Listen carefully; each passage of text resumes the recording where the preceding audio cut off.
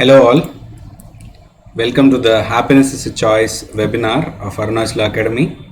I am Deepan Shanmugasundaram. I am a certified happiness coach. In this presentation we are going to look on what is happiness and how to achieve happiness in life. It is an introductory presentation, so it is for beginners. We are going to just touch upon the topics of which are very important of a 2-day or a 3-day happiness coaching program. Thanks for being here. Let's continue into the presentation. Regarding happiness, whatever country you may be in, there is an age-old advice for how to be happy. The age-old advice is happiness is reality by expectation. What people say is, if your expectation is high than your reality, your happiness will go down.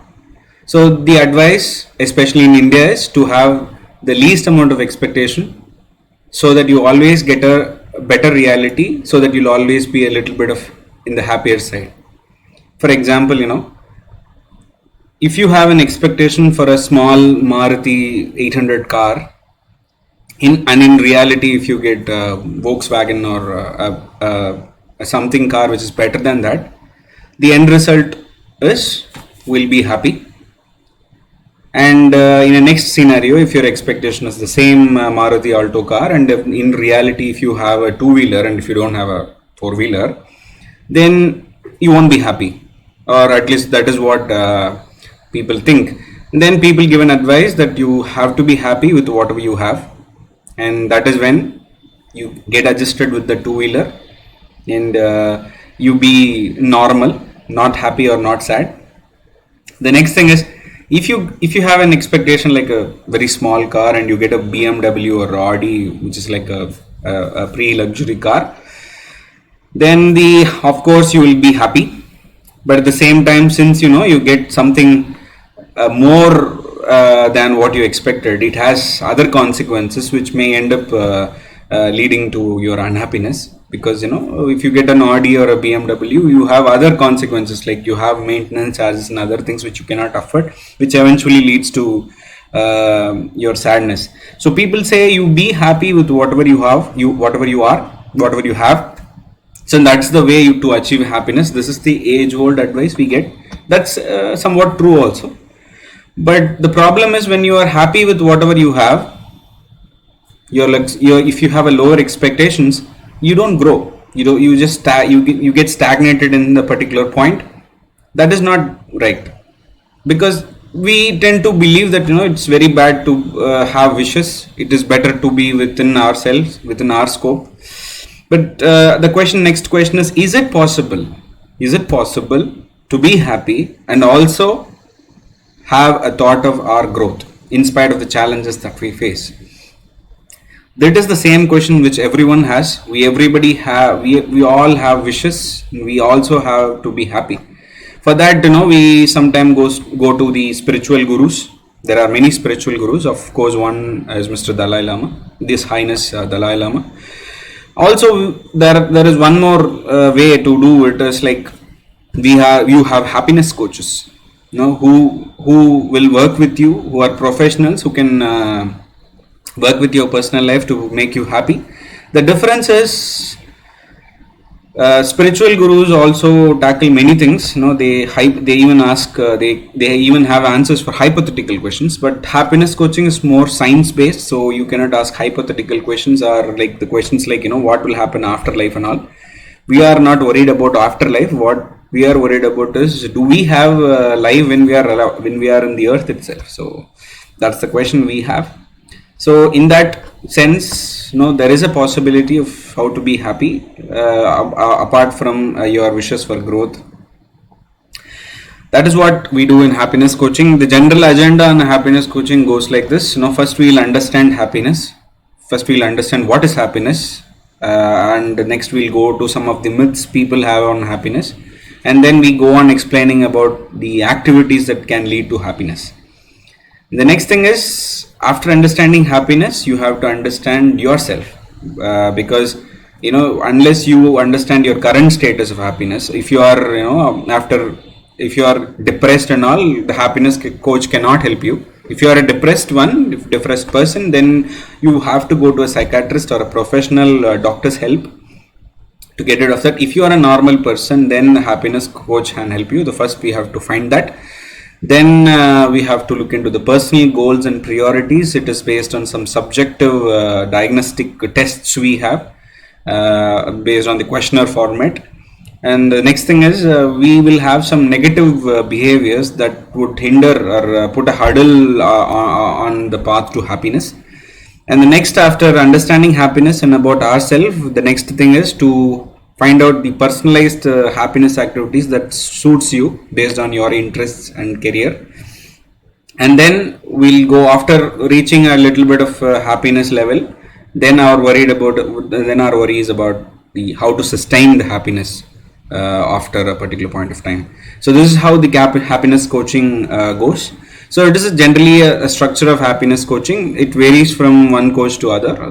This is the structure I follow. In this video, we are going to have an overview of what is happiness and other activities that can lead to happiness. So first question is, we have to define what is happiness. We'll give a very simple definition here. Happiness is an experience of joy or a contentment or a positive well-being. It can also be defined like, if you have a sense of life being good and meaningful, and if you have a sense that your life is worthwhile to live and struggle for, then you would probably in a state of happiness. That is what happiness is all about. If you look deeply into all our desires, we want money, we want power, we want fame, recognition, we want children, we want family, we want success, we want a good life partner, we want good food, friends, relationship, we want a better job, we want contentment in life, we want good health, we want knowledge, we want sexual activities, and somebody even want to reach God, and all these behaviors are there just because all of them lead to happiness. That's what Aristotle said. Happiness is the meaning and the purpose of life, the whole aim and end of human existence. Happiness is the ultimate goal for every desire. Every desire that comes to us is because we want to be happy. And it is true, to be happy and struggling for it is a worthwhile goal rather than anything. It's a very good goal that we have to understand. And the next question comes to us is chicken and hen story. Does success leads to happiness or happiness leads to success? That's a question. We all have a goal in our mind. We assume that once we reach that goal, we will get the happiness that we want. So we struggle a lot. We move here and there and somehow reach that happiness. When hopefully after reaching that point, we would probably get happy. But there is an alternate path for that. If you want to reach that goal, there is a simple path other than this hard work and desperate path. If you have a shortcut, that is called happy work path. It is because a lot of studies have proven that happy people are very well organized, very well planned to reach the goal. So it is always a guarantee that if you are happy in your life, you would reach that goal you want. And moreover, happiness is not like a goal that has to be achieved. It is more or less like the journey that matters. It's not like after 4 years, after achieving so many things, I'll be happy. It is better to be happy now and achieve that goal so that we'll reach a next level of happiness rather than waiting for that happiness. Because success doesn't always guarantee happiness. Okay, it is like a dog. When you are going by a car in the street, if you find some dog which is chasing you and your car, what you have to do is you just stop the car and see what the dog does. The dog will probably come near to that car, and it will be wondering what to do next. That's what the problem is. Most of us, we want to achieve something in life and we go chasing it, and after achieving it, we don't know what to do.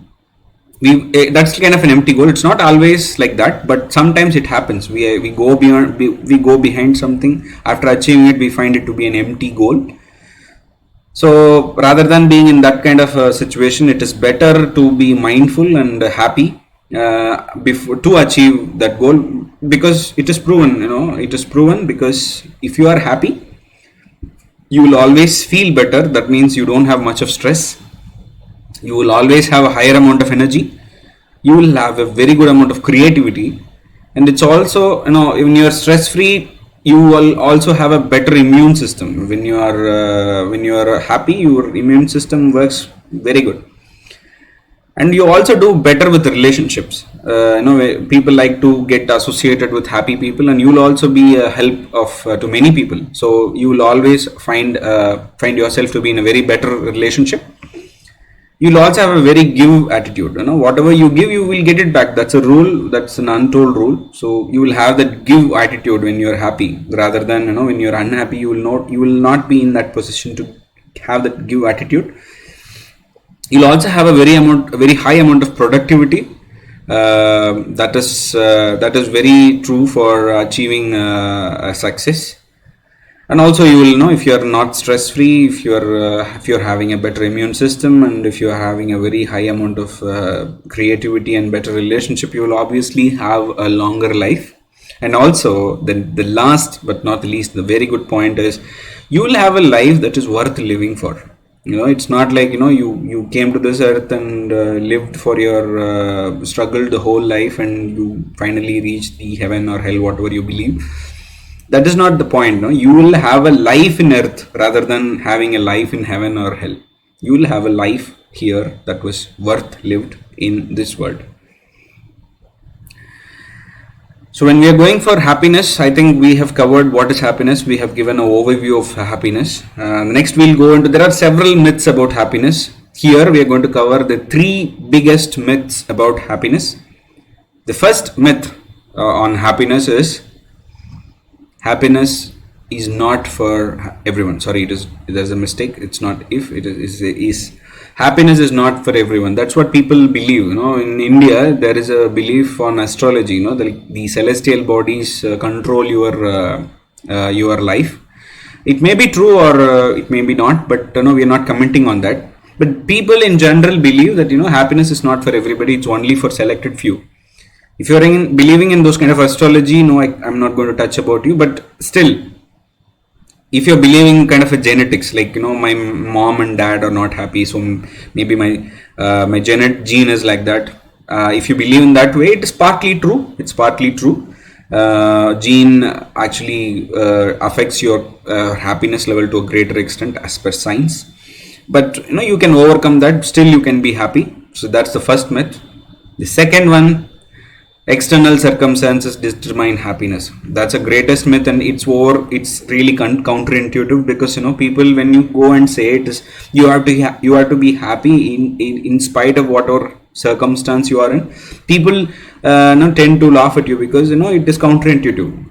But as per science, based on the facts and the data that people have, the positive psychologist, whatever research they have done, it is proven that the external circumstances play a very minor role, which is it's less than about 10% of the control it has on the happiness. And the third biggest myth is, nothing can be done about happiness. It's because everything is, people believe that happiness is not even under control. It's one of the it is one of the biggest vague myths people have. But I'll give you a pie chart which is taken from How of Happiness by Sonja Lebowski. She's a positive psychology expert. Her pie chart looks like this. Okay, she says 50% of our happiness level is not controlled by us, cannot be controlled by us. It is determined by birth, by our parents, by our gene. The remaining 50%, only 10% is determined by the circumstances. So if all the 50 plus 10, 60% goes out, and it's out of control, out of your reach, even then you have about 40% of the control on your happiness. 40% is not a very big amount, or 40% is not a small amount also. So 40% is a significant amount. 40% of your happiness is in your control. That's a great thing, but it also means that you have to put a lot of effort to overcome that 60% for you to be happy. I'm not talking about how this number is arrived, because that's out of scope of this presentation. That is if you want, you can read that book and get to know it, because this is something that people have agreed for a longer time by now. This kind of happiness, we have to understand certain to understand happiness on this research. We have to see in the next slides to understand it better. We have something called happiness set points. In the earlier slide we have seen 50% of our happiness is controlled by the genetics. That 50% is called happiness set point. Okay, assuming that the red one is you are sad and the green one is you are happy, and your normal level of happiness is like you don't feel sad or happy. That's the normal level where we have given that star. You can see that star in the screen. If that is the happiness set point in your entire life, that will be your happiness level. So in this way, we'll find some few example circumstances in life which will determine the current level of happiness at that particular point of time. Assuming that you have a family function, you have some work problems, you have some marriage of your close friend, then you will be very happy. That happiness will be a little bit more than your family reunion or a family function. And then you watch a comedy movie, that happiness is a little bit on the higher side, but it's still lower because just a movie, it may not give you that much of happiness, but it's subjective. It depends on people, it depends on what movie that is and all. But assuming that's a happy movie, that gives some amount of happiness. And we also have a very sad event in life, that is like your close friend died by an accident or something for your in the sense, we'll take it as a example. And the next, you have your children getting a prize or achieving something in his or her career. If that is the case, your level of happiness will be same till that family function. It just goes up and then it slowly comes down to the same set point, and it goes on like that until you find that work problem. There will be a little bit of ups and downs which we neglect. We only consider these the 5 or 6 example points where you have the sadness at that work problem, which again goes to the you will feel sad for a particular amount of time, but again your sadness will go away, and you again get into that set point, which is called happiness set point. It goes on for a while till your friend's marriage, where your happiness level suddenly goes up. But after that marriage, it goes down. You come to the normal one. Again, you watch a comedy movie. That again goes a little bit up. And again, it comes to that set point. After some amount of time, you meet with that calamity. So you will feel very sad. Again, that sadness goes away. You go into that set point again after a certain point of time. And your child wins a trophy or achieves something. Then it gives a very good amount of happiness to you. And that again falls down after a particular point of time, and the life goes like this. So you can understand that none of the events, that is the 10%, we have seen that circumstances doesn't affect your happiness to a greater extent. But sometimes some events are very sad that will put you under depression. That's an exceptional case. But most of the time, most of the events, whatever great may be, whatever calamity it may be, it will again bring you to the same amount of happiness. But if you are a person where you are very blessed by the creation, you may have a better set point, which is little bit upper, and you always feel energetic and happy. Then all the events will correspondingly doesn't affect you much like the earlier one. You only you will not feel very bad even for your work problems. You can see that work problem is little bit higher than your normal. Maybe you will not feel happy, but you will not feel sad also. So it depends on the happiness set point. Here only two things that we have to understand. Our set point may be very below, but still the major learning from here is none of the life circumstances are going to affect your happiness for a longer time. Either it is a good thing or a bad thing, it should go away. We have been designed to cope with that kind of stress genetically. So whatever problems you have now will go away, or is not going to bother you after a particular point of time. So after understanding this happiness set point, which is that 50% 50% covering your happiness, and the little bit 10% also is not going to affect you. So we'll look at the 40% rule. That means the 40% which we can control. To understand that 40%, we are going to look at only two things: happiness hurdles and happiness activities. Happiness hurdles are something which affects on our path, which we have some amount of negative activities that we do in our life, that's been imposed on us, or that becomes as a habit to us. So those we will slightly cover on 4 or 5 of the hurdles, and we'll cover on the happiness activities, 12 of them, in a very short period of time. If you want more, we'll give separate videos for each of the activities, that is coming out. This pie chart you would have seen. This pie chart gives you about what is that 50%, which is in our control, that we are going to look at next slides. So what are the happiness hurdles? Which are the happiness hurdles are the things which are detrimental for us to be happy. The first is obviously money. Money is a very controversial thing regarding happiness, because you can't say money is independent of happiness. Happiness is independent of money. You need money for happiness. That's something we cannot say. But money is also affecting, is a hurdle to your happiness, because if you are that person and you want to be happy, you need at least three of it to be happy. One is food, cloth, and shelter. These are all the three essential basic things that used to be there right from the starting point of humanity. So if you want all these things in the present circumstances, even if you are in the best country, you need money. So if you get money, that money will buy all of the food, cloth, and shelter, which again will lead you to happiness. Even if you are not happy with your food and all, at least you will feel normal. It won't. No, you will not starve or die of cold and all. At least you will be a little bit happier. You can live a happier life.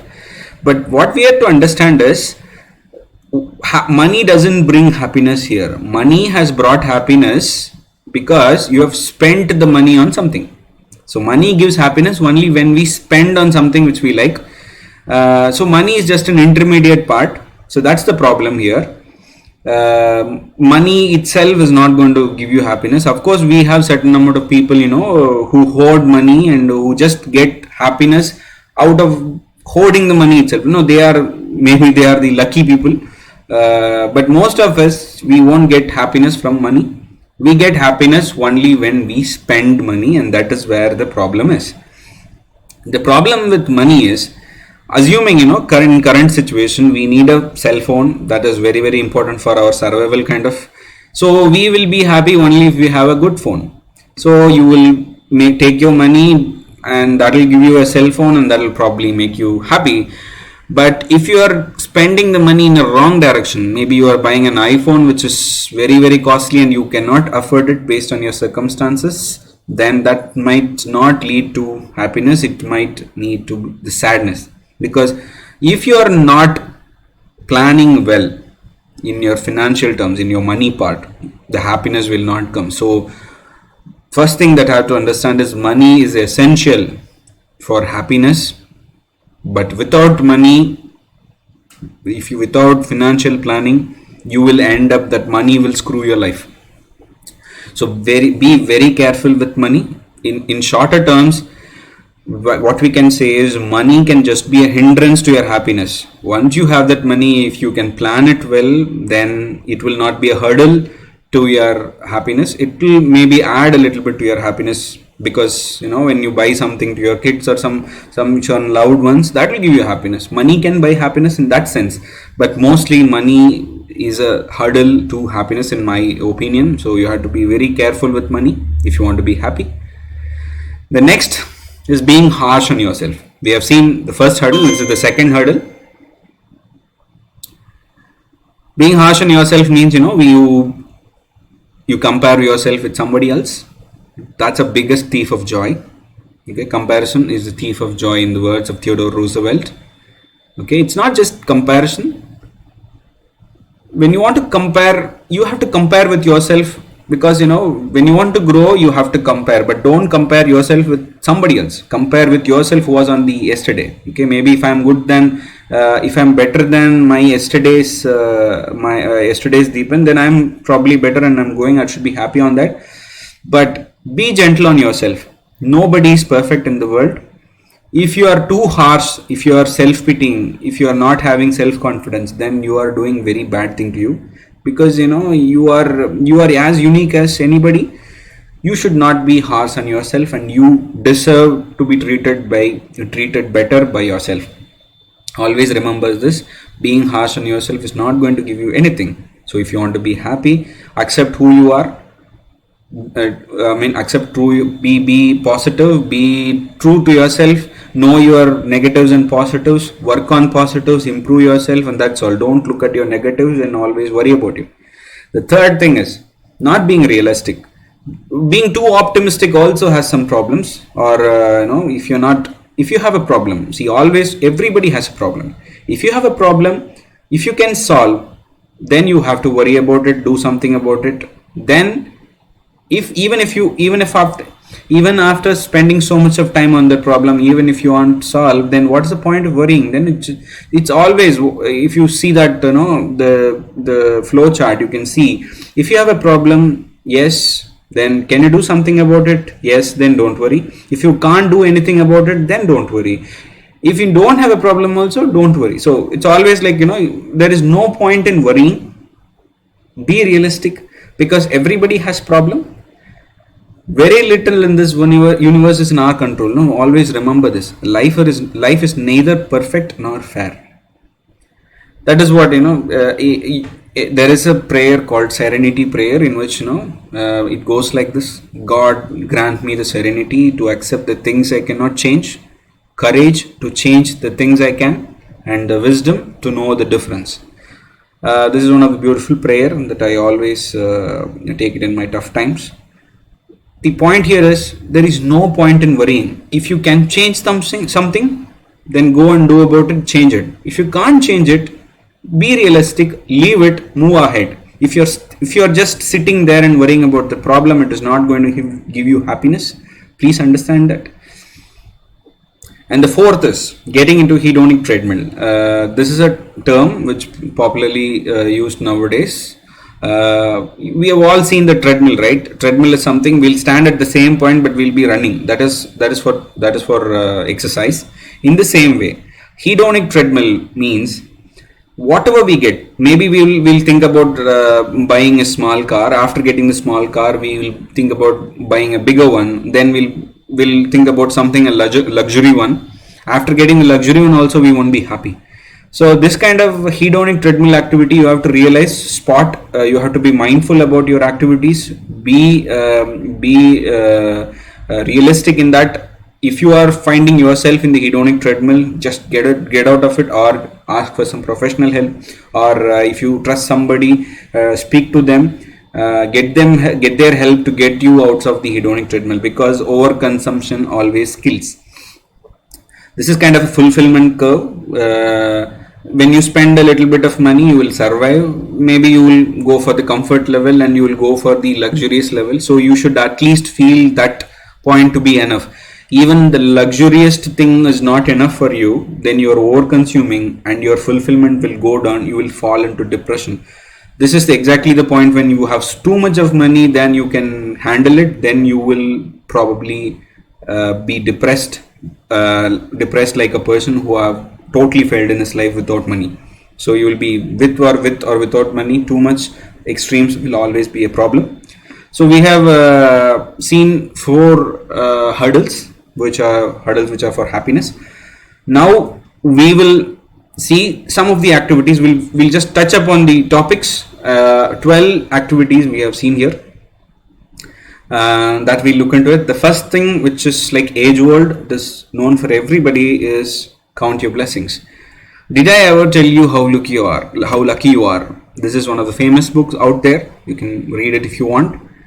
It is true, we are probably the top people, the top 5 to 10% people. If you are watching my video, you have access to the YouTube, you have access to internet, probably you will have a better food and other facilities in your life.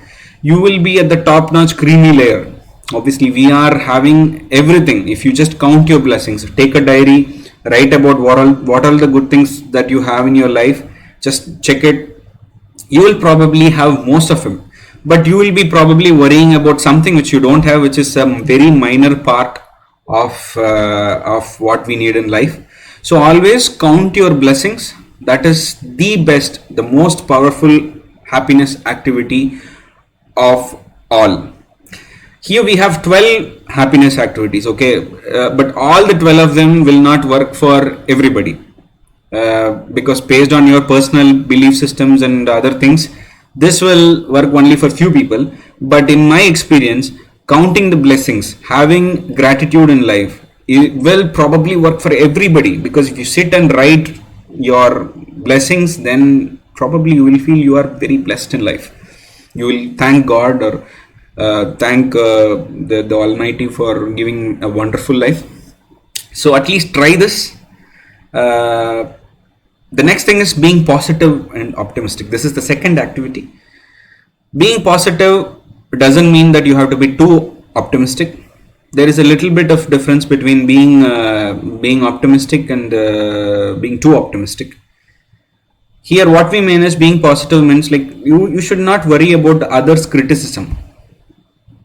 If praising you makes you feel good, you have to understand that criticizing you, somebody is helping you to be better version of yourself. So you always find out something positive to look after. Means whatever happens in your life, you will have both negative and positive consequences. So it is always good to first look at the positive consequences of that action, and then look into the negative one and plan realistically. That is where we ask you to be optimistic. Always it is better to dream a future.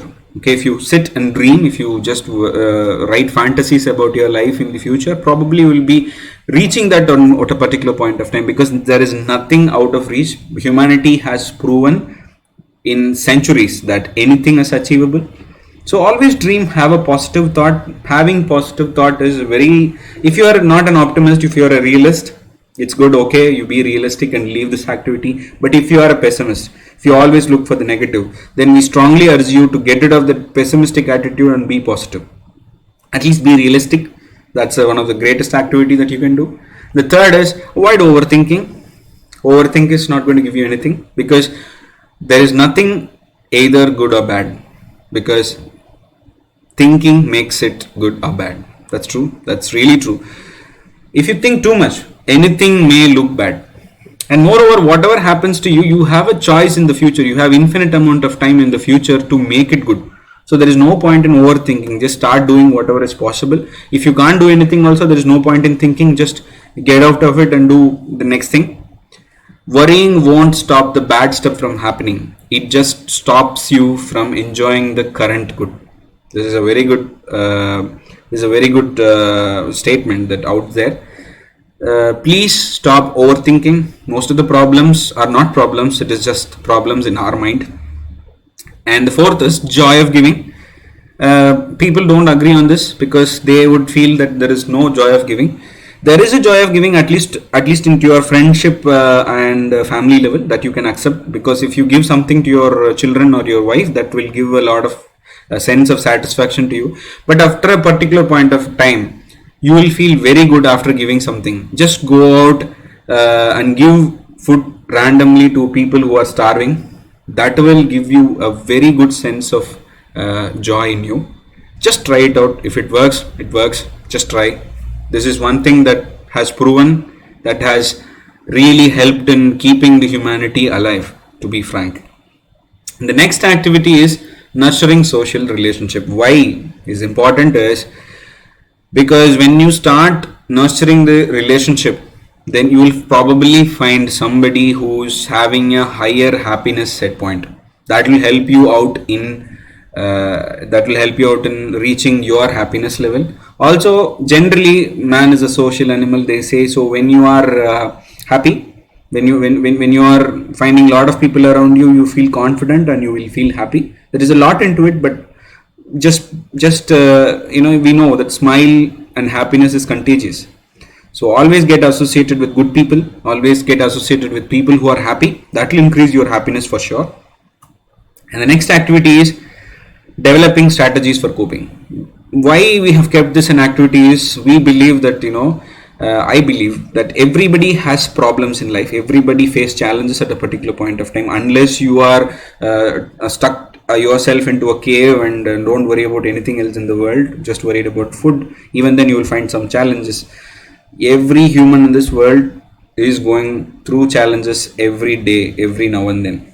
So it is always better, rather than worrying about the challenges, if you find yourself sitting looking at a particular challenge and working a way out, that's a very good happiness activity, because that first thing is that solves your problem. Next thing improves your confidence. The third thing is you will feel inherently joyful when you are rationally thinking about your challenges. That helps to improve yourself to a great extent. So sit and rationally think about the problems you have and work on solving it. That is going to help you on happiness. And the next activity is forgiving. I think many people will be easily knowing this, because forgiving others is not because they deserve forgiveness, because we deserve peace. This is a very good quote. I love this quote a lot, because forgiving is something that gets rid of you of all the negative emotions and grudges you have in life. It gives peace to you, because life is a small gap between birth and death. So in this gap, be happy and try to make others happy. Enjoy every moment in life. If you want to enjoy every moment in life, you need to get rid of grudges. Forgive people not because they deserve forgiveness, it's because you deserve peace. Don't have grudge on it. Just leave it, move ahead in life, do something greater. Don't worry about funny grudge things happened in your life in the past. The next activity is increasing the flow experience, and this one needs a little bit of explanation. What is a flow experiences? Did you find yourself, have you ever found yourself doing certain amount of certain activity without knowing that the time has passed? Maybe it will be cooking, maybe it is gardening, maybe writing poems, or speaking to your friend, giving a lecture, whatever. But there are some activities in which you will forget that the time is passing, because there is something called joy of learning. If we love an activity, and if you love an activity and that pays, if you love an activity then that pays well you also, then you have the best career in life. So what I'm trying to say here is we urge people to get a career for themselves which is based on things they like. Assuming you are very good in cooking, you lose time in cooking, then it is better to have a career in a hotel as a chef, or maybe in a help home. But it's always not the case. If your career is if you are stuck in something that you cannot leave your career and come out, maybe you will have some kind of secondary hobbies in which you can dive deep into the activities which will give a lot of flow experience. That's called flow. You lose time in doing that activity. That's called flow experience. You get into that experience, you will love it. You will love your life. And the next thing is, even if you don't have any activity like that, you try to enjoy every moment in life. Celebrate your success, celebrate your achievements. Everything in life is enjoyable. Assuming you get up in the morning, you will have your child sleeping next to you. His smile while sleeping itself will give a joy. You don't have to be a poet to write poem on that smile, but still be mindful. Look at things which are surrounding. There are lots of stories for this. There are people who lived their entire life as a part of career in a beautiful island. After 30-40 years of retirement, Then after returning to their homeland, when they go back to that island, they realize that they have missed something great in their life. They have lived there for 40 years, but still they haven't seen that beauty, that inner beauty in that things. Likewise, we have a lot of things happening around us. There is beauty in everything, there is joy in everything. Understand, be mindful, look at everything, learn from that, be happy on that. There are two things to aim in life. First, to get what you want. Okay, after that you have to enjoy it. There are many people who get what they want, but still they can't enjoy. Most of us, we already have whatever we want, but still we fail to enjoy it. Only the wisest of mankind achieve the second. That's a very great thing. You understand it? There are a lot of things which we need in life which we don't appreciate. Enjoy every moment in life. That's the biggest activity. The next thing is goal setting and commitment. As we already said, achieving something is may not give happiness, but the sense of achievement gives a joy. That is, even if it is short lived, it is a joy. So we can commit goal. Maybe you can set lot of goals. Even in the morning when you wake up, you set goal for that day and you achieve that. So evening when you go to bed, you feel comfortable to sleep. So set your goals, achieve that, and be happy. There is a happiness in pursuit. Understand, there is this in pursuit of happiness. You understand, there is a happiness of pursuit. This is a very good book you can read. This Happiness of Pursuit is a very good book. You can read that. It is available in Amazon also. And the next activity is having religion and spirituality, following religion and spirituality. Whatever religion you follow, it doesn't matter. If it is not giving any bad thing humanity, any religion you can follow.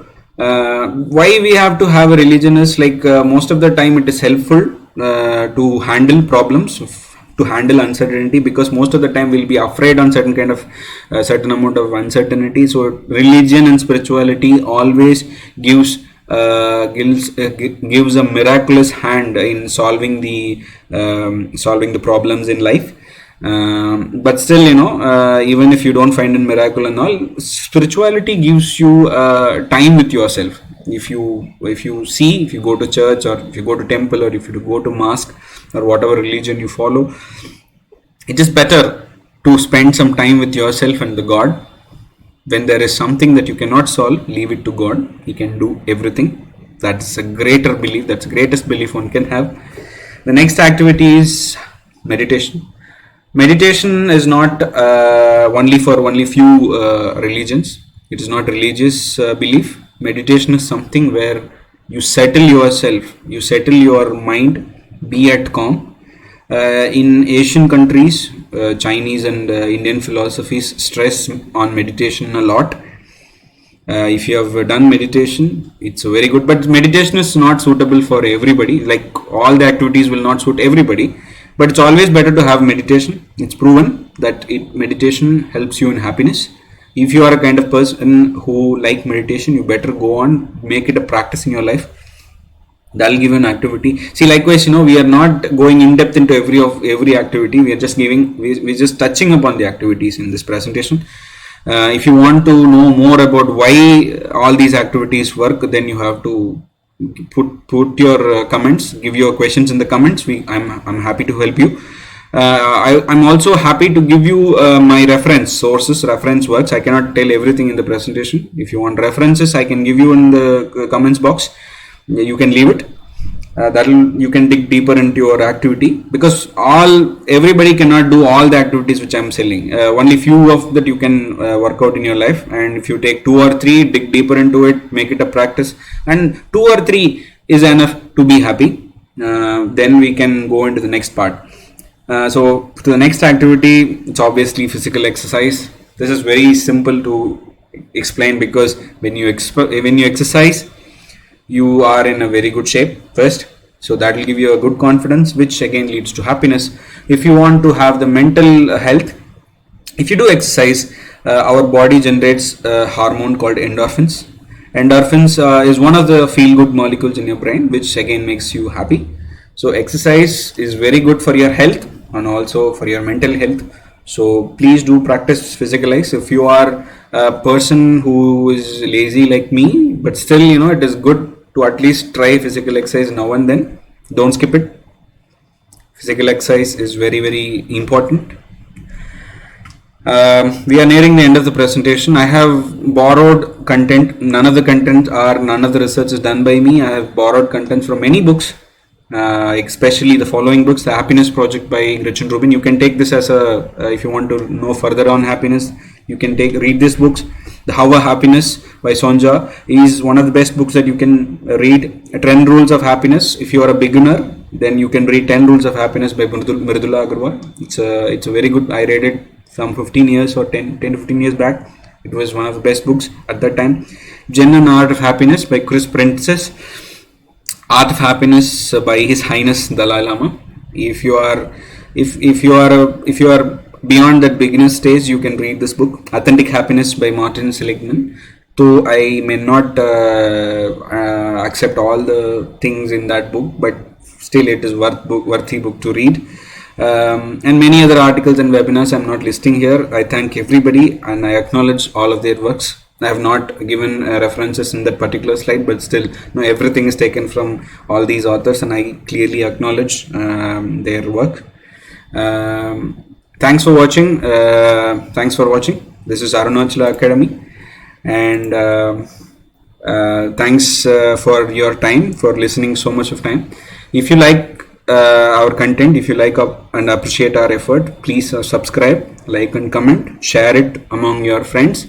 I'm really happy to help. Apart from my profession, I'm doing this as a hobby. This gives me a sense of satisfaction, maybe the joy of giving, you can say. I'm happy to help, so please do subscribe, like and share. Thanks for watching. Thanks for the time. Thank you.